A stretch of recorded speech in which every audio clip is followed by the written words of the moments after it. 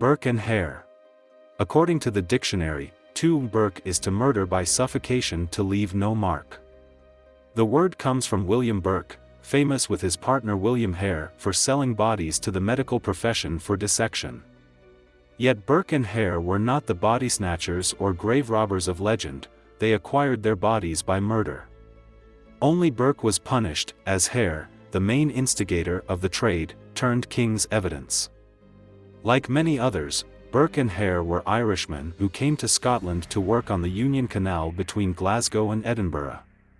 They met in 1826 when both were living in squalor in neighbouring lodging houses in Edinburgh's West Port. The activities which earned them notoriety began by chance on November 29, 1827, when a fellow lodger of Burke, an army pensioner named Donald, died while owing Hare £4, a large sum in those days. Desperate to regain the money in some way, Hare decided to sell Donald's body to Dr. Knox of the Anatomy School. The grave robbing trade was already well established, but it was a skilled and arduous practice, carried out by men who were called resurrectionists. Hare's idea was to cut out the middleman of the parish undertaker, so, while the body was in its coffin in the house, awaiting collection, he removed it with the help of friend Burke and substituted tree bark. The two men trundled the body round to Dr. Knox at 10 Surgeons Square and were delighted to get £7 for it, with the hint that more of the same would be gratefully accepted. Dr. Knox had a significant number of students, and bodies for dissection were not easy to obtain. Burke and Hare discovered that the latter held true for them, too. They could hardly sit around waiting for fellow lodgers to die, so when one of them, a miller, was taken ill with a fever, they smothered him.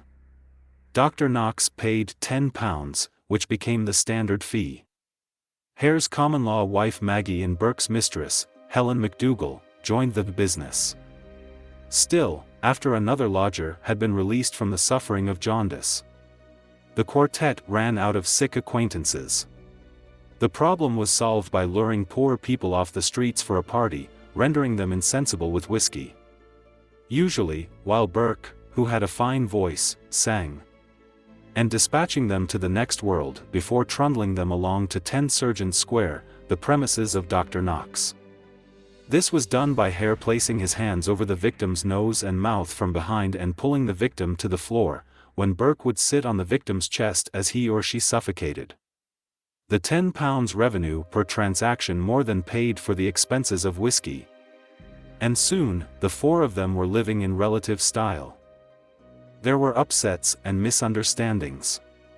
Helen McDougal, discovering Burke apparently enjoying himself with two buxom 18-year-old prostitutes, needed a lot of persuading that Burke was merely about his business, and was only subdued by a clip round the ear with a wine glass.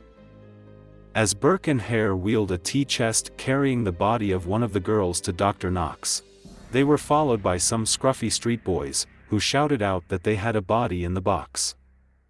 Dr. Knox was so impressed by the young and voluptuous body that he preserved it in whiskey for a special occasion, and a student invited an artist to sketch it.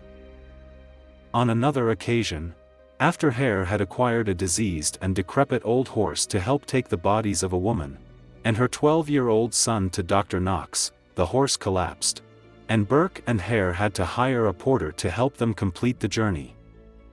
At £16 the pair of corpses, they could afford it. The visit of Ann McDougal, a distant relative of Burke's, provided more income, as did Burke's washerwoman. Another double was scored when the daughter of an old prostitute, already in the tea chest, came searching for her and was reunited with her mother forever. The criminals took dreadful risks. An 18-year-old called Daft Jamie, well known in the area as what used to be called the village idiot, was a victim. His body was, of course, immediately recognized by Dr. Knox and his students. Daft Jamie put up a terrific struggle because he did not drink whiskey, so Burke and Hare devised a wax mask to hold over their victims' faces to make suffocation easier. The game was up when two new lodgers in Burke's house, Mr. and Mrs. Gray, discovered the body of a woman who had been brought to the place the previous day. Helen McDougal was asked about it and tried to bribe them to keep quiet with a few shillings, and a hint of £10 a week for them if they wanted. But the Grays went to the police. The trial of Burke and Helen McDougal was held on Christmas Eve, and continued until 9:25 a.m. on Christmas morning when the jury brought in their verdicts. The conviction of Burke was a formality after both the Hares had turned king's evidence. Helen McDougal escaped the gallows through the peculiar Scottish verdict of not proven. A crowd of 25,000 spectators cheered when Burke was hanged in a downpour on January 28, 1829. His body was dissected for the education of the students of Dr. Monro, Dr. Knox's rival, then publicly displayed. His skeleton is still at the University of Edinburgh.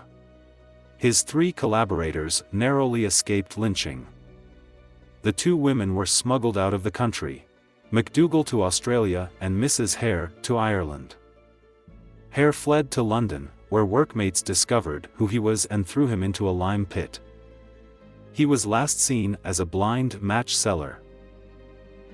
A year after Burke's execution, the law that required every corpse to have a Christian burial was repealed.